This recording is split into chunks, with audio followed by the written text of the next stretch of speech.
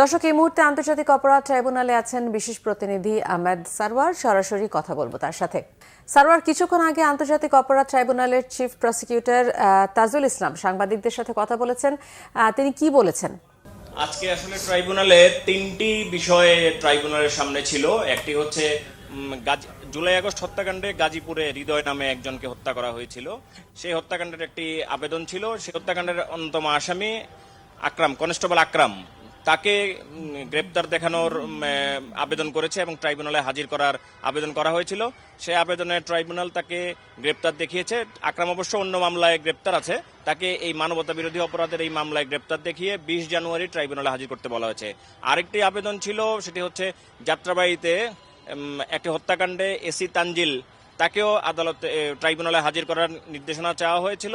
Tribunal তাকে গ্রেপ্তার দেখিয়েছে এবং আগামী 20 জানুয়ারি একই দিন তাকে ট্রাইব্যুনালে হাজির করার জন্য নির্দেশ দিয়েছে। এছাড়া আরেকটি বিষয় ছিল, সেটি হচ্ছে ট্রাইব্যুনাল আন্তর্জাতিক অপরাধ ট্রাইব্যুনালের মানবতা বিরোধী অপরাধের বিচারের সংশ্লিষ্ট বিভিন্ন বিষয় নিয়ে ডিজিটাল বিভিন্ন তথ্য প্রমাণ অনলাইনে এবং অফলাইনে ভেসে বেড়াচ্ছে। যেমন বিভিন্ন কল রেকর্ড, এই মামলাগুলোতে জড়িত বিভিন্ন জনের কল রেকর্ড আছে, বিভিন্ন ভিডিও আছে। এইসব বিষয়গুলো নিয়ে ট্রাইব্যুনালের পক্ষ থেকে প্রসিকিউশনের পক্ষ থেকে ট্রাইব্যুনালে আবেদন করা হয়েছে। যেসব কল রেকর্ড অথবা ডিজিটাল তথ্য মানে ছবি ভিডিও পাওয়া যাচ্ছে, এগুলো এই মামলার স্বচ্ছতার স্বার্থে এগুলো কি আদৌ আসলে এই মামলার সাথে সম্পৃক্ত? এই কল রেকর্ডগুলো বা এই ভিডিওগুলো কি এই মামলার সাথে সম্পৃক্ত, নাকি এআই দিয়ে তৈরি করা, নাকি ফেক?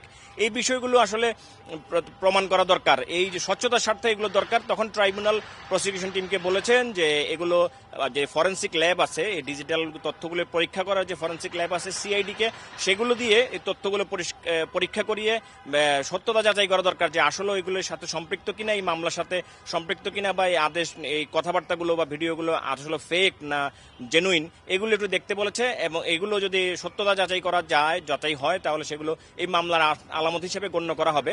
তো প্রসিকিউশন আসলে মামলার এই মামলা মানবতা বিরোধী মামলার স্বচ্ছতার স্বার্থে এগুলোর জন্য যাচাই করার অনুমতি দিয়েছে। আদালত তাদেরকে যাচাই করার নির্দেশ দিয়েছেন।